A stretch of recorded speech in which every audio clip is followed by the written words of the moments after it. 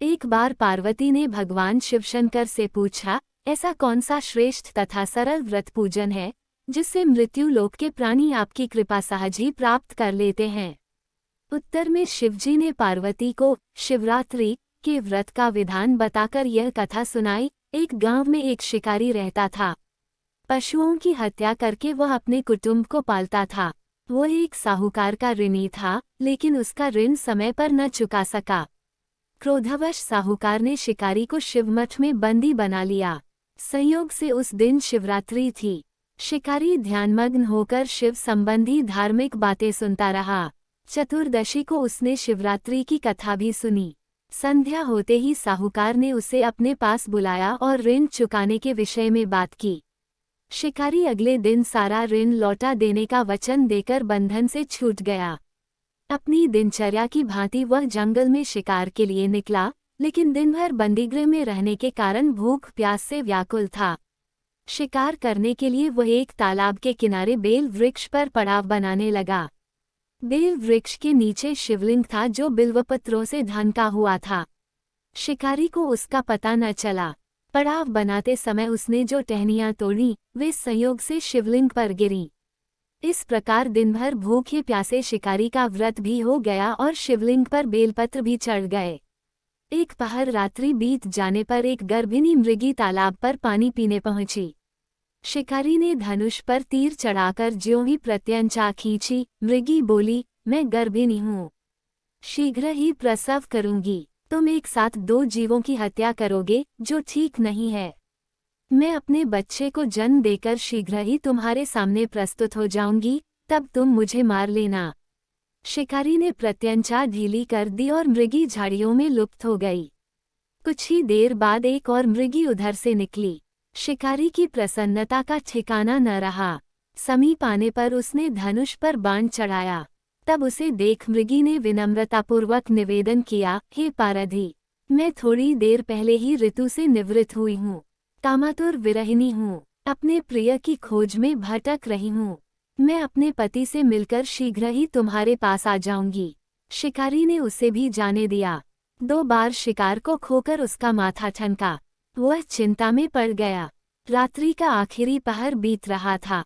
तभी एक अन्य मृगी अपने बच्चों के साथ उधर से निकली। शिकारी के लिए यह स्वर्णिम अवसर था। उसने धनुष पर तीर चढ़ाने में देर न लगाई। वह तीर छोड़ने ही वाला था कि मृगी बोली, हे पारधी, मैं इन बच्चों को पिता के हवाले करके लौटाऊंगी। इस समय मुझे मत मार। शिकारी हंसा और बोला, सामने आए शिकार को छोड़ दूं, मैं ऐसा मूर्ख नहीं। इससे पहले मैं 2 बार अपना शिकार खो चुका हूँ। मेरे बच्चे भूख प्यास से तड़प रहे होंगे। उत्तर में मृगी ने फिर कहा, जैसे तुम्हें अपने बच्चों की ममता सता रही है, ठीक वैसे ही मुझे भी, इसलिए सिर्फ बच्चों के नाम पर मैं थोड़ी देर के लिए जीवनदान मांग रही हूँ। हे पारधी, मेरा विश्वास कर, मैं इन्हें इनके पिता के पास छोड़कर तुरंत लौटने की प्रतिज्ञा करती हूँ। मृगी का दीन स्वर सुनकर शिकारी को उस पर दया आ गई। उसने उस मृगी को भी जाने दिया। शिकार के अभाव में बेल वृक्ष पर बैठा शिकारी बेलपत्र तोड़ तोड़कर नीचे फेंकता जा रहा था। पौ फटने को हुई तो एक हष्टपुष्ट मृग उसी रास्ते पर आया। शिकारी ने सोच लिया कि इसका शिकार वह अवश्य करेगा।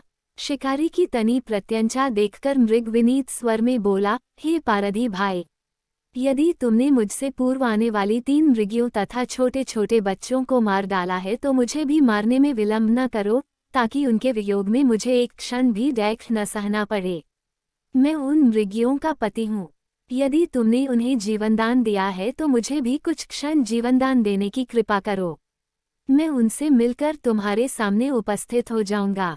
मृग की बात सुनते ही शिकारी के सामने पूरी रात का घटना चक्र घूम गया। उसने सारी कथा मृग को सुना दी। तब मृग ने कहा, मेरी 3 पत्नियां जिस प्रकार प्रतिज्ञाबद्ध होकर गई हैं, मेरी मृत्यु से अपने धर्म का पालन नहीं कर पाएंगी। अतः जैसे तुमने उन्हें विश्वासपात्र मानकर छोड़ा है, वैसे ही मुझे भी जाने दो। मैं उन सबके साथ तुम्हारे सामने शीघ्र ही उपस्थित होता हूँ। उपवास, रात्रि जागरण तथा शिवलिंग पर बेलपत्र चढ़ाने से शिकारी का हिंसक हृदय निर्मल हो गया था। उसमें भगवद शक्ति का वास हो गया था।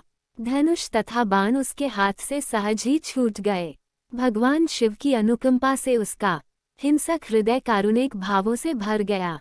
वो अपने अतीत के कर्मों को याद करके पश्चाताप की ज्वाला में जलने लगा। थोड़ी ही देर बाद मृग सपरिवार शिकारी के समक्ष उपस्थित हो गया ताकि वह उनका शिकार कर सके, किंतु जंगली पशुओं की ऐसी सत्यता, सात्विकता एवं सामूहिक प्रेम भावना देखकर शिकारी को बड़ी ग्लानि हुई। उसके नेत्रों से आंसुओं की झड़ी लग गई। उस मृग परिवार को न मारकर शिकारी ने अपने कठोर हृदय को जीव हिंसा से हटा सदा के लिए कोमल एवं दयालु बना लिया। देवलोक से समस्त देव समाज भी इस घटना को देख रहा था। घटना की परिणति होते ही देवी देवताओं ने पुष्प वर्षा की। तब शिकारी तथा मृग परिवार मोक्ष को प्राप्त हुए।